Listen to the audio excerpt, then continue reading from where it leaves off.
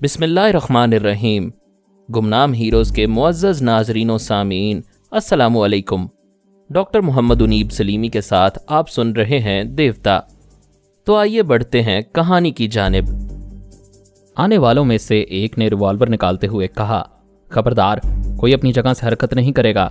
تم لوگ کون ہو؟ یہاں کس لیے آئے ہو؟ صرف چند لفظوں میں جواب دو۔ میں نے خیال خوانی کی پرواز کی اور اس بولنے والے کے دماغ میں پہنچ گیا۔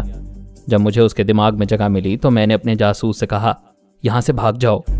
اس نے میرے حکم کی تعمیل کی، وہاں سے چلا گیا۔ ریوالور والا اسے نشانہ نہ بنا سکا۔ میں نے اسے گولی چلانے کا موقع ہی نہیں دیا، اسے سوچنے پر مجبور کیا۔ اگر گولی چلے گی تو پورے کلب میں سنسنی پھیل جائے گی۔ میں چاہتا تو اس ریوالور سے بروس مارٹن کو ہلاک کر سکتا تھا۔ اگر گولی چلنے سے کلب میں سنسنی پھیلتی تو میرا کیا جاتا تھا؟ میں سپر ماسٹر کے کمپیوٹر مین کو ہمیشہ کے لیے ختم کر سکتا تھا، لیکن ابھی اس سے کوئی دشمنی نہیں تھی، بلکہ اس کے ذریعے میرا کام بن رہا تھا۔ وہ نادانستگی میں میرا آلہ کار بنا ہوا تھا اور میرے لیے پارس اول کو تلاش کر رہا تھا۔ میری یہ معلومات درست تھی کہ وہ کمپیوٹر مین کمپیوٹر کی طرح برق رفتار تھے۔ بروس مارٹن نے کتنی پھرتی سے اس کے ریوالور پر اپنا ہاتھ ڈال کر چھین لیا تھا، یہ انہیں سمجھنے کا موقع ہی نہ ملا۔ وہ چور دروازے کے پیچھے سے آنے والوں کو نشانے پر رکھتے ہوئے بولا، مجھے اتنی عقل ہے کہ تم یہاں گولی نہیں چلاؤ گے۔ اس کے باوجود میں نے اسے چھین کر اپنے قبضے میں کر لیا ہے تاکہ اپنے لیے خطرہ محسوس کروں تو بے دریغ فائرنگ شروع کر دوں۔ فوراً پیچھے ہٹو اور ہمیں کلب کے اس خفیہ حصے میں جانے دو۔ وہ آنے والے 4 تھے، چاروں ہاتھ اٹھا کر پیچھے ہٹ گئے۔ میں اس دوران ان میں سے ایک کے خیالات پڑھ رہا تھا۔ مجھے یہ معلوم ہو چکا تھا کہ اس خفیہ حصے میں پارس اول نہیں ہے، لیکن یہ اہم معلومات ضرور حاصل ہوئیں کہ ان میں سے ایک کلب کا انچارج تھا، باقی 3 اسرائیلی سیکرٹ ایجنٹ تھے جو پارس کے سلسلے میں وہاں آئے تھے۔ سپر ماسٹر نے ٹرانسفارمر مشین کے ذریعے 2 نجومی، 4 سیاست دان، 2 پلان میکر اور 6 کمپیوٹر مین پیدا کیے تھے۔ وہ یہ ثابت کر رہے تھے کہ وہ صحیح لائن پر کام کر رہے ہیں اور اس طرح وہ جلد ہی پارس اول تک پہنچ جائیں گے۔ بروس مارٹن انہیں نشانے پر رکھتے ہوئے اس خفیہ کمرے میں چاروں طرف گھوم رہا تھا۔ جانی بابا وہاں کی دیواروں سے لگ کر ادھر سے ادھر جا رہا تھا، وہاں بھی کسی چور دروازے کی تلاش کر رہا تھا، لیکن وہاں ایسا دوسرا دروازہ نہیں تھا اور وہاں پارس بھی نظر نہیں آ رہا تھا۔ بروس مارٹن نے ریوالور کے چیمبر سے گولیاں نکالی، انہیں جیب میں رکھا، پھر ریوالور ان کی طرف پھینکتے ہوئے بولا، اب میری باتوں کا صحیح جواب دو ورنہ تم سب کی گردنیں ٹوٹیں گی۔ ایک سیکرٹ ایجنٹ نے پوچھا، کیا تم فرہاد ہو؟ میں فرہاد کی موت ہوں۔ فی الحال تم لوگ اپنی زندگی کی خیر مناؤ، مجھے بتاؤ پارس اول کہاں ہے اور تم لوگ کون ہو؟ تینوں سیکرٹ ایجنٹس نے اس کلب کے انچارج کو دیکھا۔ انچارج نے اطمینان کا سانس لیتے ہوئے کہا، اس کا مطلب ہے ہمارے مقابلے پر فرہاد نہیں ہے۔ اگر یہ فرہاد ہوتا تو ابھی میرے دماغ سے معلوم کر لیتا کہ پارس ہمارے پاس نہیں ہے۔ میں نے کلب کے انچارج کی باتوں سے اندازہ لگایا، وہ تینوں سیکرٹ ایجنٹ سانس روکنا جانتے ہیں۔ ان کے دماغ اتنے حساس ہیں کہ وہ خیال خوانی کی لہروں کو محسوس کر لیں گے، اس لیے وہ انچارج صرف اپنے دماغ کی بات کہہ رہا تھا کہ ٹیلی پیتھی والے اس کے دماغ میں آ کر حقیقت معلوم کر سکتے ہیں، اور وہ میں معلوم کر چکا تھا۔ واقعی وہاں پارس نہیں تھا۔ ایک سیکرٹ ایجنٹ نے کہا، مسٹر، تم جو کوئی بھی ہو ہمارے معاملات میں نہ پڑو۔ تم نے ریوالور خالی کر کے اپنی دلیری اور مردانگی کا ثبوت دیا ہے۔ یقیناً تم شاذور ہو سکتے ہو، لیکن ہم بھی تم سے کم تر نہیں ہیں۔ دوسرے سیکرٹ ایجنٹ نے کہا، مسٹر، تمہاری بات کا جواب دیا جا چکا ہے۔ ہم بائی گاڈ کہتے ہیں پارس نہ ہمارے پاس ہے، نہ ہم اس کے متعلق کچھ جانتے ہیں۔ خواہ یہاں جھگڑا کرنا دانش مندی نہیں ہے، نہ تمہیں کچھ حاصل ہوگا نہ ہمیں۔ بروس مارٹن نے کہا، یہ تو کلب کا انچارج ہے، باقی تم تینوں اپنا تعارف کرواؤ۔ آخر تم کون ہو؟ اس کلب میں آنے کا مطلب یہ ہے کہ ہمارے ہی جیسے یہودی ہو، کیا نہیں ہو؟ ہاں، میں یہودی ہوں اور معلوم کرنا چاہتا ہوں کہ میری قوم اور میرے وطن اسرائیل کے خلاف یہاں کیا سازشیں ہو رہی ہیں۔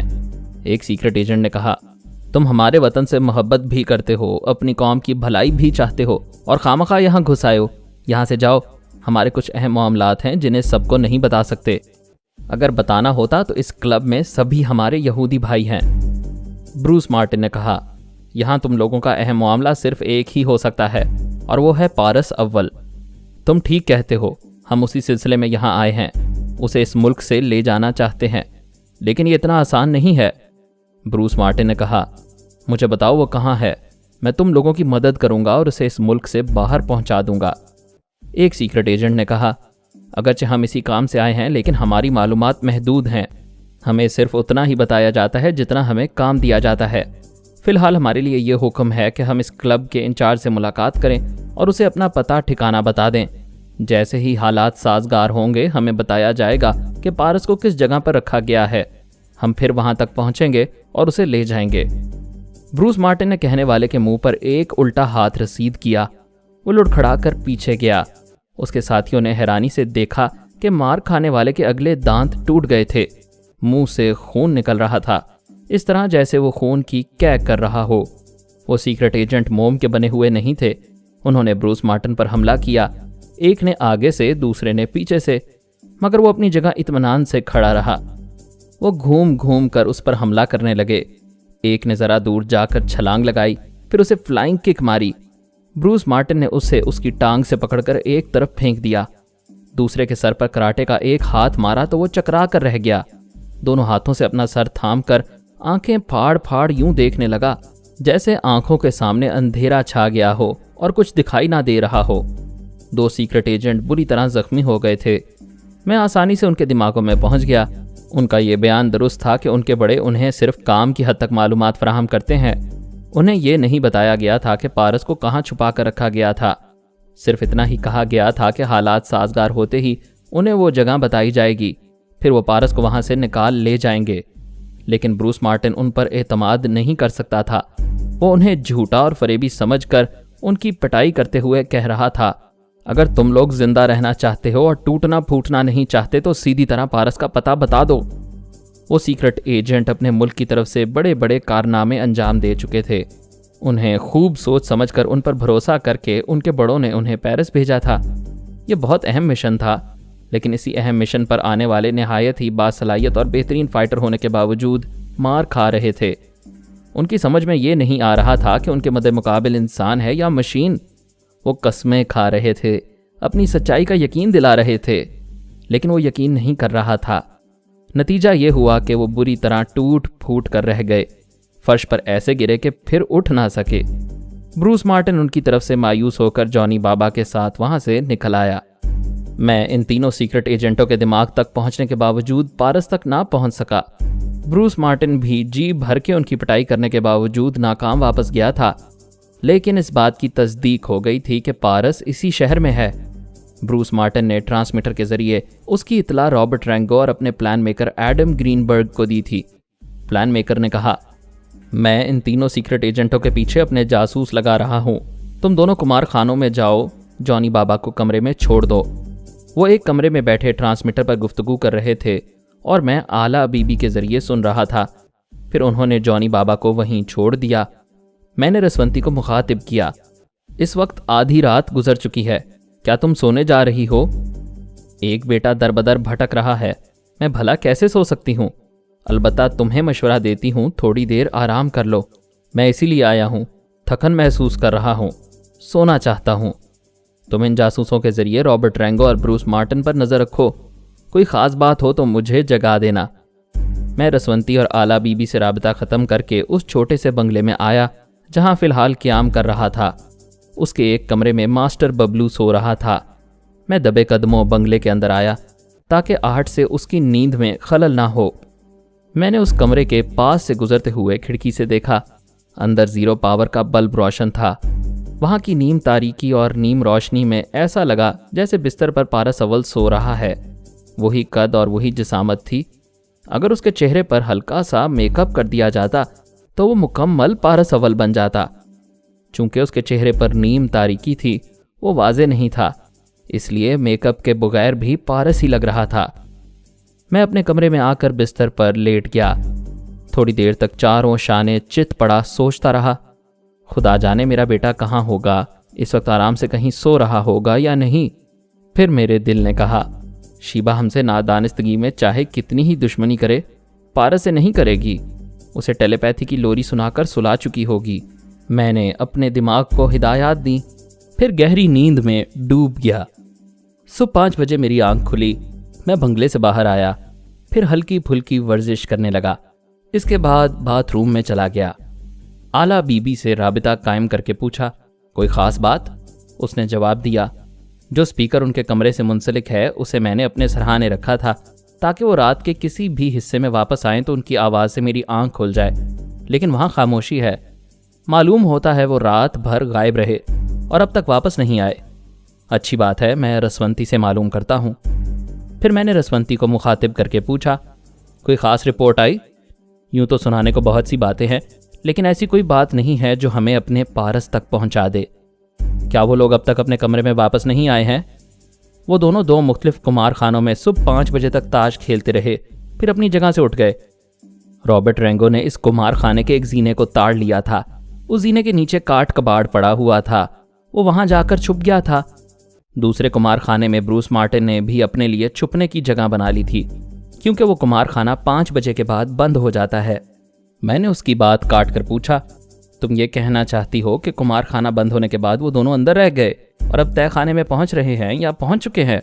ہاں، پہنچ چکے ہیں، لیکن انہیں مایوسی ہو رہی ہے۔ تم آرام کرو، رات بھر جاگتی رہی ہو، تمہیں نیند پوری کرنا چاہیے۔ میں دماغی طور پر اپنی جگہ حاضر ہو گیا، باتھ روم سے نکل کر لباس تبدیل کیا۔ پھر میں نے ماسٹر ببلو کے کمرے میں جا کر اسے جگانا چاہا، وہ نظر نہیں آیا۔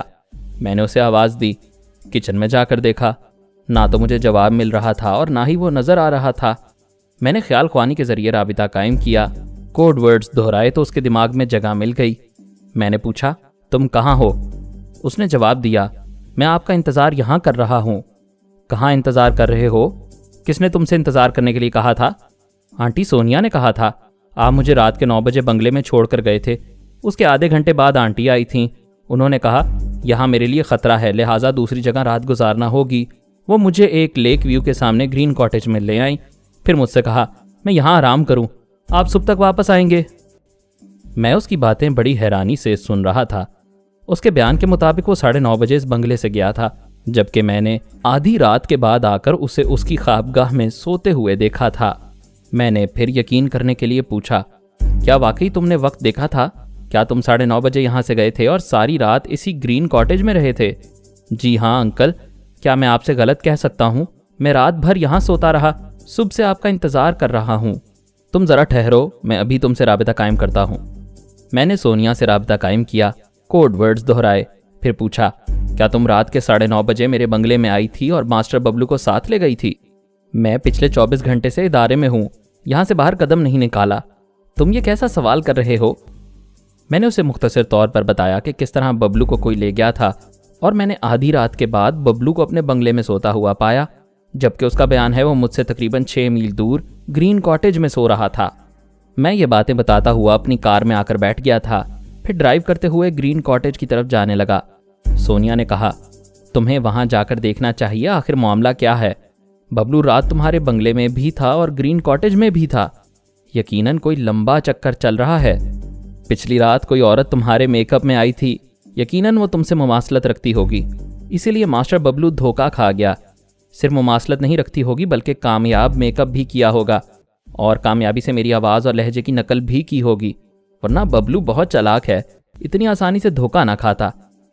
میں گرین کاٹیج سے تھوڑے فاصلے پر رک گیا، وہیں سے رابطہ قائم کرتے ہوئے ببلو سے کہا، میں تمہارے قریب آ رہا ہوں، تم میری کار پہچانتے ہو، باہر نکل کر میرے پاس چلے آؤ، لیکن اس سے پہلے کاٹیج کے اندر گھوم پھر کر دیکھ لو تاکہ میں تمہارے ذریعے معلوم کر لوں کہ وہاں کیا کچھ ہے۔ انکل آپ اندر نہیں آئیں گے؟ نہیں بیٹے، ہو سکتا ہے میرے لیے کوئی جال بچھایا گیا ہو، میں جیسا تمہیں کہہ رہا ہوں وہ تم کرتے جاؤ۔ وہ بیڈ روم میں تھا، وہاں چاروں طرف گھوم گھوم کر دیکھ رہا تھا۔ پلنگ کے سرہانے والی میز پر ایک لفافہ پڑا ہوا تھا، اس نے اسے دیکھا، اس پر لکھا ہوا تھا فار مسٹر فرہاد علی تیمور۔ اس نے میری ہدایت کے مطابق لفافے کو رکھ لیا، پھر وہ کاٹیج کے اندر ہر کمرے ہر کوریڈور سے گزرنے لگا۔ اس کے بعد میں نے اسے کہا، میرے پاس چلے آؤ۔ وہ آ گیا، میرے ساتھ والی سیٹ پر بیٹھ گیا۔ میں نے اس سے لفافہ لے لیا، پھر اسے کھول کر اس میں سے طے کیا ہوا کاغذ نکالا۔ اسے نکالتے وقت خوشبو کا احساس ہوا، جس نے بھی لکھا تھا اس نے عود کولون کی خوشبو ذرا سی چھڑک دی ہوگی، تبھی وہ تحریر معطر تھی۔ میں نے اس طے کیے ہوئے کاغذ کو کھول کر پڑھا، اس میں لکھا تھا، مسٹر فرہاد، میں خوش قسمت ہوں، میں پارس کو چلاک اور مکار یہودیوں کی قید سے چھڑا لائی ہوں۔ اب اسے چھپانے کا مسئلہ تھا، تم لوگوں نے بڑی سختی سے ناکہ بندی کرائی ہے، ایک 16 برس کے لڑکے کو یہاں سے نکال لے جانے کا کوئی راستہ نہیں تھا۔ میں اسے اپنے ساتھ گرین کاٹیج میں لے آئی تھی۔ پھر میرے جاننے والے نے اطلاع دی کہ یہاں بھی خطرہ ہے۔ پولیس اور انٹیلیجنس والے جھیل کے آس پاس جتنے بھی کاٹیجز ہیں وہاں چیکنگ کے لیے آئیں گے۔ ایسے میں میرے سامنے صرف ایک ہی راستہ تھا کہ میں پارس کو تمہارے ہی پاس لے جا کر چھپا دوں۔ تمہیں حیرانی ہوگی کہ میں تمہیں کیسے پہچانتی ہوں۔ کبھی موقع ملا تو حیرانی دور کر دوں گی۔ کل ہی صبح کی بات ہے، میں یہودیوں کی عبادت گاہوں میں اور ان کے کلبوں میں اور شراب خانوں میں جا کر معلوم کرنا چاہتی تھی کہ کوئی تہہ خانہ یا چور دروازہ کہاں ہے اور پارس کو کہاں چھپا کر رکھا جا سکتا ہے۔ ایسے ہی وقت میں نے ایک عبادت گاہ کے سامنے تمہیں دیکھا۔ تمہاری کار سے ببلو نکل کر عبادت گاہ میں جا رہا تھا۔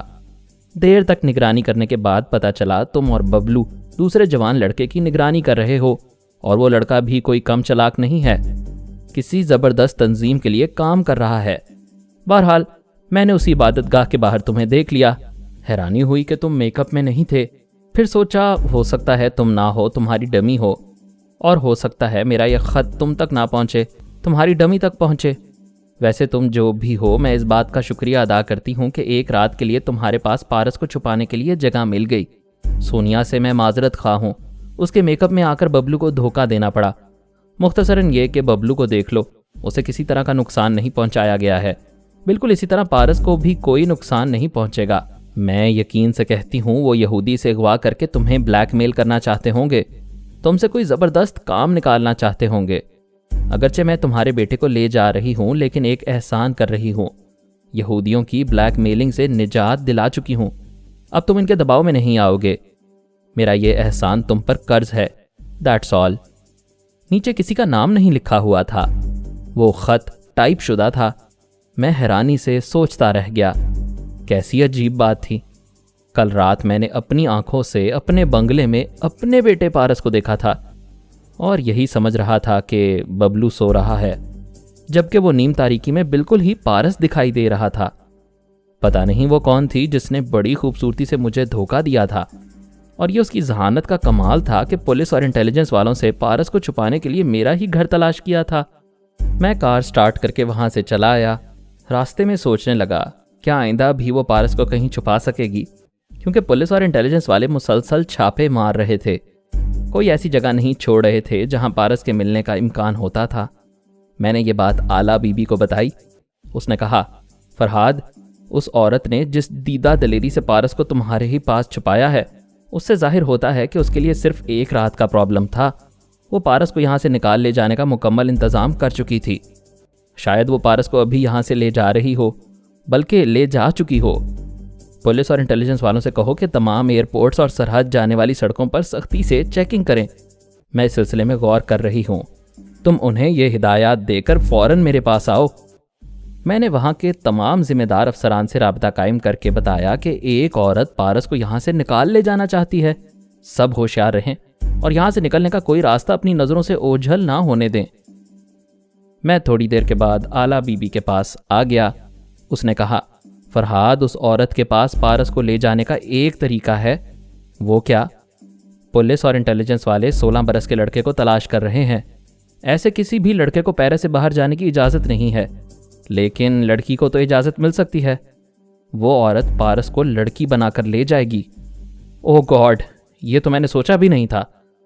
میں پھر تمام ذمہ دار افسران کے پاس جا کر کہنے لگا کہ وہ کسی 16-17 برس کی لڑکی کو بھی یہاں سے جانے کی اجازت نہ دیں۔ اس میں شبہ نہیں کہ یہاں کی پولیس اور انٹیلیجنس والوں نے بڑی کامیابی سے ناکہ بندی کی تھی۔ وہ عورت پارس کو یہاں سے لے جا نہیں سکتی تھی، لیکن وہ کہاں ہے اور کیا کرتی پھر رہی ہے، اس کا سراغ لگانا ضروری تھا۔ میں نے سوچا دونوں کمپیوٹر مین کو بھی اس کے پیچھے لگا دینا چاہیے۔ پھر میں نے ذرائع ابلاغ کے افسران کو مخاطب کرتے ہوئے کہا، آپ ریڈیو اور ٹی وی کے ذریعے اعلان کریں کہ پارس اب یہودیوں کی قید میں نہیں ہے، اسے ایک عورت یہاں سے باہر لے جانے کی کوشش کر رہی ہے، شاید اس عورت کے ساتھ کچھ اور لوگ ہوں۔ بہرحال یہ سرکاری اعلان کیا جا رہا ہے کہ 1 ہفتے تک اسکولوں میں تعطیل رہے گی۔ 15 برس سے لے کر 20 برس تک کی کوئی لڑکی یا لڑکا باہر نہیں نکلے گا۔ کوئی ایمرجنسی ہو، مثلاً کوئی لڑکا یا لڑکی بیمار ہو اور اسے ہسپتال پہنچانا ہو، تو قریبی پولیس اسٹیشن سے رابطہ قائم کر کے اسے پولیس کی تحویل میں ہسپتال پہنچایا جائے۔ پولیس والوں کو جس گھر پر شبہ ہوگا وہ سرچ وارنٹ کے بغیر اس گھر کی تلاشی لے سکیں گے۔ ٹی وی کے ذریعے پارس کی تصویریں مختلف زاویوں سے دکھائی جا رہی تھیں اور ریڈیو کے ذریعے بتایا جا رہا تھا۔ شام کے اخبارات میں یہ تصویریں شائع ہوں گی۔ جس عورت نے پارس کو اپنی تحویل میں رکھا ہے اسے وارننگ دی جا رہی ہے کہ وہ فوراً ذمہ دار افسران کے پاس آ کر پارس کو ان کے حوالے کر دے۔ گرفتاری پیش کرنے والی عورت کو معاف کیا جائے گا اور اسے اس کے ملک واپس جانے کی اجازت دے دی جائے گی۔ ایسی عورت کو تلاش کرنے یا اس کی نشاندہی کرنے والے کو $50,000 انعام دینے کا اعلان کیا جا رہا تھا۔ میں ان اعلانات اور انتظامات سے مطمئن تھا۔ اگر وہ عورت ابھی تک پارس کو باہر لے جانے میں ناکام رہی تھی تو آئندہ کبھی کامیاب نہیں ہوگی۔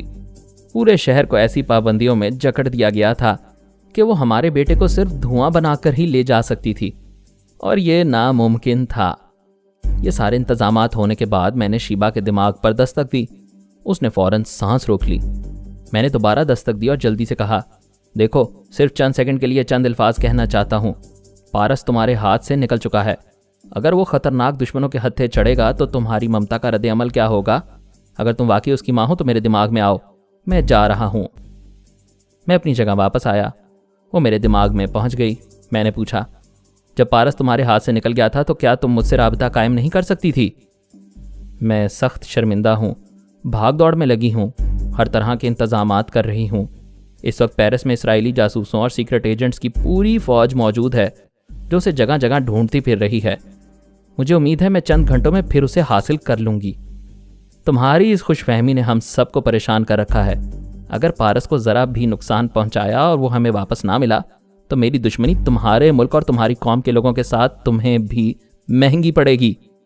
میں پہلے ہی بہت پریشان ہوں۔ تم مجھے دھمکی کیوں دے رہے ہو؟ یہ دھمکی نہیں ہے، میں قسم کھا کر کہتا ہوں، خدا نہ خواستہ اگر میرا ایک بیٹا مجھ سے جدا ہو گیا تو میں تمہارے بیٹے کو بھی ہمیشہ کے لیے جدا کر دوں گا۔ پھر تمہیں پتہ چلے گا کہ بیٹے کی جدائی ماں کے لیے کیا قیامت ڈھاتی ہے۔ بس میں یہی کہنا چاہتا ہوں، اب جاؤ یہاں سے اور مرو اپنی یہودی قوم کے ساتھ۔ یہ کہتے ہی میں نے سانس روک لی۔ وہ باہر نکل گئی۔ میں نے پھر سانس لی تو وہ کچھ کہنا چاہتی تھی۔ میں نے پھر سانس روک لی۔ ایسا 2-4 بار ہوا۔ آخر وہ مجبوراً واپس چلی گئی۔ میں تھوڑی دیر تک خاموش بیٹھا رہا۔ پھر مجھے پرائی سوچ کی لہر محسوس ہوئی۔ اس کی آواز سنائی دی، دیکھو فرہاد، سانس نہ روکنا، میں تمہاری ہی بات دہرا رہی ہوں۔ صرف چند سیکنڈ کے لیے چند الفاظ کہنے دو، اور وہ یہ کہ پارس کو حاصل کرنے کا صرف ایک ہی راستہ رہ گیا ہے۔ ہم تم سب مل کر کوشش کریں گے تو کامیابی یقینی ہوگی۔ تم بھول رہی ہو میں کسی بھی کامیابی کے لیے دشمنوں کو کبھی دوست نہیں بناتا اور نہ ہی ان پر اعتماد کرتا ہوں۔ جاؤ اپنے یہودی اکابرین سے پوچھو کہ وہ مجھے کس طرح بلیک میل کریں گے اور کس طرح کمزور بنائیں گے۔ اب تو پارس ان کے پاس نہیں ہے۔ یہ کیا کہہ رہے ہو؟ تمہارا ایک بیٹا میرے پاس ہے اور تم اسے یہودی بننے کے لیے چھوڑ دو گے؟ تمہارے اور میرے اس بیٹے کی زندگی پارس کی زندگی ہی سے مشروط ہے۔ یہ زندہ رہے گا تو وہ بھی رہے گا، اگر یہ نہیں رہے گا تو وہ بھی نہیں رہے گا، لہٰذا ابھی اس کے یہودی یا مسلمان بننے کا سوال ہی پیدا نہیں ہوتا۔ اب جاؤ یہاں سے۔ میں نے پھر سانس روک لی۔ میں سنگ دلی کا مظاہرہ کر رہا تھا اور اسے دھمکی دے رہا تھا کہ اس کے بیٹے کو کسی وقت بھی فنا کر سکتا ہوں۔ حالانکہ ایسی بات نہیں تھی۔ وہ میرا خون تھا، میری اولاد تھی۔ میں باپ کی جگہ کسائی نہیں بن سکتا تھا، لیکن اس کے ساتھ سختی سے پیش آنا اور اسے اس طرح دھمکی دینا ضروری تھا تاکہ وہ خود کسی طرح تنویمی عمل کرنے والے کے اثر سے نکلنے کی کوشش کرے۔ جب کوئی ایسا موقع آئے جب اثر زائل ہو رہا ہو اور دوسری بار تنویمی عمل کرنے میں ذرا دیر ہو رہی ہو تو اس موقع سے فائدہ اٹھا کر وہ خود ہی خیال خوانی سے رابطہ قائم کرے۔ پھر میں رسونتی اور آرمر باری باری اس کے دماغ میں موجود رہتے تو دوسری بار تنویمی عمل کرنے والا کبھی کامیاب نہ ہوتا۔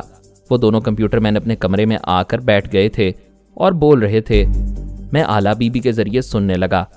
رابرٹ رینگو ٹرانسمیٹر کے ذریعے اپنے پلان میکر سے کہہ رہا تھا، ہمیں پیرس کے ایسے تمام ڈاکٹروں کے نام اور پتے چاہیے جو پلاسٹک سرجری میں مہارت رکھتے ہوں۔ پارس کے سلسلے میں جتنی سختی ہو رہی ہے اسے کوئی بھی عارضی میک اپ میں لے جانے کی حماقت نہیں کرے گا۔ اپنے نجومیوں سے کہو پارس کے ذائچے پر نظر ثانی کریں اور یہ بتائیں کہ کیا اس کے ستارے یہی کہتے ہیں کہ وہ ایک عورت کے ہاتھ سے نکل کر دوسری عورت کے ہاتھوں میں جانے والا ہے۔ پلان میکر نے اسے چند پلاسٹک سرجری کرنے والوں کے نام اور پتے نوٹ کروائے، پھر کہا 1 گھنٹے کے اندر میں اور بھی پتے نوٹ کرواؤں گا۔ ویسے وہ عورت بہت چالاک اور تیز ترار معلوم ہوتی ہے۔ ہم ان یہودیوں تک نہیں پہنچ سکے اور اس نے وہاں سے پارس کو اڑا لیا۔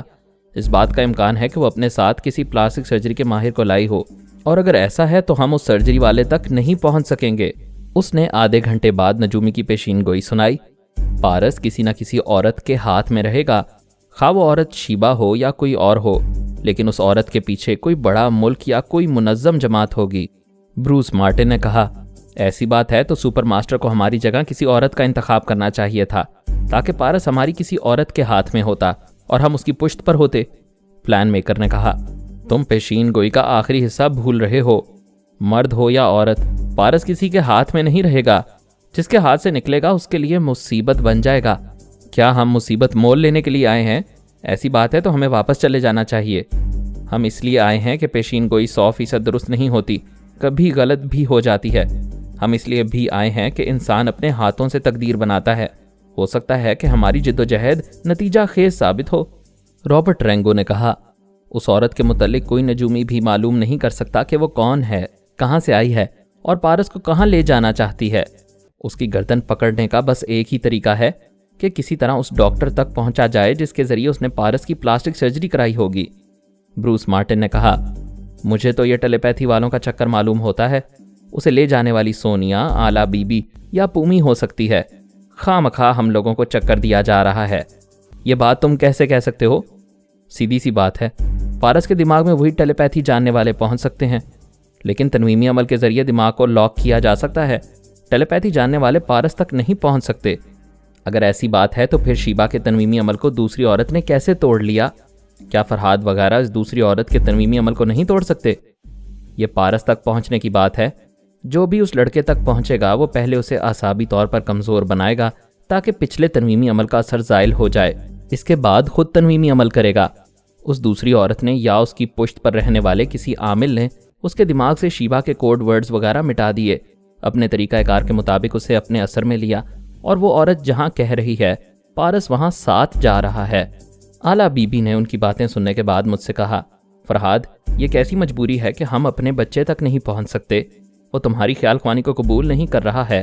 میری سمجھ میں نہیں آتا کون سا طریقہ اختیار کیا جائے کہ وہ تھوڑی دیر تک کے لیے ہی صحیح تم سے بات کر لے۔ ہم باتیں کرتے کرتے رک گئے۔ ادھر بروس مارٹن اور رابرٹ رینگو اپنے پلان میکر کی باتیں سن رہے تھے۔ وہ ایک چونکا دینے والا مشورہ دے رہا تھا۔ ان سے کہہ رہا تھا، پارس تک پہنچنے کا ایک بہت ہی سیدھا راستہ ہے، اور وہ یہ کہ کسی طرح بھی جوجو کو ادارے سے باہر نکالا جائے۔ بروس مارٹن نے کہا، جوجو کے متعلق ہم نے سنا ہے کہ وہ پارس اول کو دیوانہ وار چاہتی ہے، لیکن اس دیوانگی کی حد کیا ہے؟ کیا وہ باہر نکل کر ہمارے اشاروں پر چلے گی؟ ضرور چلے گی۔ صرف ایک ہی مسئلہ ہے کہ کسی طرح اسے ادارے سے نکالا جائے۔ جب بھی وہ باہر آئے گی ہم اس کے سامنے ڈمی پارس پیش کر دیں گے۔ اس کے بعد اسے جہاں لے جانا چاہیں گے وہ ہمارے ساتھ چلے گی۔ یہ تو بلی کے گلے میں گھنٹی باندھنے والی بات ہے۔ اس ادارے سے کسی کو اغوا کرنا تقریباً ناممکن ہے۔ وہ تو شیبہ ٹیلیپیتھی جانتی تھی، اس کے سہارے اس نے پارس کو اغوا کیا۔ ہمارا اس ادارے میں قدم رکھنا تو دور کی بات ہے، ہم تو ٹیلی فون کے ذریعے بھی کسی سے گفتگو نہیں کر سکتے۔ سنا ہے وہاں کی ہر ٹیلی فون کال ڈیٹیکٹ ہوتی ہے۔ ہم وہاں کسی کو فون کریں گے تو انہیں فوراً پتہ چل جائے گا کہ کہاں سے بولا جا رہا ہے اور کس نمبر سے بولا جا رہا ہے۔ انسانی ذہانت کے سامنے کوئی بات ناممکن نہیں ہوتی۔ میں ایک منصوبہ بنا رہا ہوں، شاید چند گھنٹوں بعد تم دونوں اس پر عمل کر سکو گے۔ میں نے جناب شیخ صاحب اور سونیا کو مخاطب کر کے بتایا، اب جوجو کو اغوا کرنے کے منصوبے بنائے جا رہے ہیں، لہٰذا خاص طور پر اس کی نگرانی کی جائے۔ میں جوجو کے دماغ میں آیا، اسے خود سمجھانا چاہتا تھا۔ اگر شیبہ اس کے پاس آئے تو وہ فوراً مجھے رسونتی یا آرمر کو اطلاع دے۔ میرا خیال تھا کہ میں جیسے ہی پہنچوں گا وہ سانس روک لے گی، کیونکہ اسے بھی یہی تربیت دی گئی تھی اور اس کے دماغ کو حساس بنایا گیا تھا۔ لیکن اس کے دماغ کا دروازہ کھلا ملا۔ مجھے شیبہ کی آواز سنائی دی۔ وہ کہہ رہی تھی، جوجو تم یہاں پڑی کب تک پارس کے لیے روتی رہو گی؟ انسان جب تک ہاتھ پاؤں نہیں مارتا اسے منزل نہیں ملتی۔ کیا تم سچ مچ پارس کے پاس جانا چاہتی ہو؟ وہ آنسو پونچھتے ہوئے بولی، میں ابھی اس کے پاس جانا چاہتی ہوں۔ میری سمجھ میں نہیں آتا وہ کہاں ہے، میں کیسے اس کے پاس پہنچ سکتی ہوں؟ یہ تم مجھ پر چھوڑ دو، اگر مجھ پر بھروسہ ہے تو جیسا کہوں اس پر عمل کرو۔ مجھے شیبہ کی باتیں سن کر غصہ آ رہا تھا۔ کمبخت، جوجو کو بہکا کر وہاں سے لے جانا چاہتی تھی۔ میں غصہ برداشت کرنے کی کوشش کرنے لگا۔ یہ اچھا موقع تھا، وہ جوجو کے پاس آئی ہوئی تھی، اس موقع سے کوئی فائدہ اٹھانا چاہیے تھا۔ میں سوچنے لگا ایسے وقت کیا کر سکتا ہوں؟ ایسے وقت غصے کو کچل دیا جائے اور مسئلے پر سنجیدگی سے غور کیا جائے تو کوئی نہ کوئی حل نظر آ جاتا ہے۔ اچانک ایک آئیڈیا دماغ میں آیا۔ میں نے جوجو کی زبان سے کہا، ممی آپ میرے پاس آ کر میری مدد کرنا چاہتی ہیں، لیکن مجھے ڈر لگتا ہے، کوئی بھی اچانک میرے دماغ میں آ سکتا ہے۔ اگر پاپا نے، ماما نے یا بھائی آرمر نے میرے دماغ میں آپ کی آواز سن لی تو وہ آپ کے آنے کا راستہ روک دیں گے۔ شیبا نے حیرانی سے کہا، جوجو تم کتنی عقل کی باتیں کر رہی ہو؟ جوجو نے پھر میری مرضی کے مطابق ایک سرد آہ بھری، پھر کہا، میں پارس کے متعلق سوچتی ہوں تو بہت ہی عقل کی باتیں سمجھ میں آتی ہیں۔ میں اس کے پاس پہنچنے کے لیے جان دینے کو بھی تیار ہوں، بس ایک بار اسے جا کر دیکھ لوں، پھر مر جاؤں کوئی بات نہیں۔ مریں گے تمہارے دشمن، تم مایوس کیوں ہوتی ہو؟ میں تمہیں ایک ترکیب بتاؤں گی۔ ممی آپ میرے دماغ میں آ کر نہ بتائیں، نہیں تو گڑبڑ ہو جائے گی۔ کیا میں آپ کے پاس آؤں؟ مزید اقساط سننے کے لیے ہمارے چینل کا سبسکرائبر بنیں اور ساتھ ہی بیل آئیکن کو کلک کریں تاکہ آپ کو ہر آنے والی نئی ویڈیو کی نوٹیفیکیشن ملتی رہے۔ ہماری ویڈیوز کو لائک اور شیئر کریں اور ہمیں اپنی دعاؤں میں یاد رکھیے گا۔ ISI اور پاک آرمی زندہ باد، پاکستان پائندہ باد۔ ہم پھر ملیں گے انشاءاللہ ایک نئی قسط کے ساتھ، تب تک کے لیے اللہ حافظ۔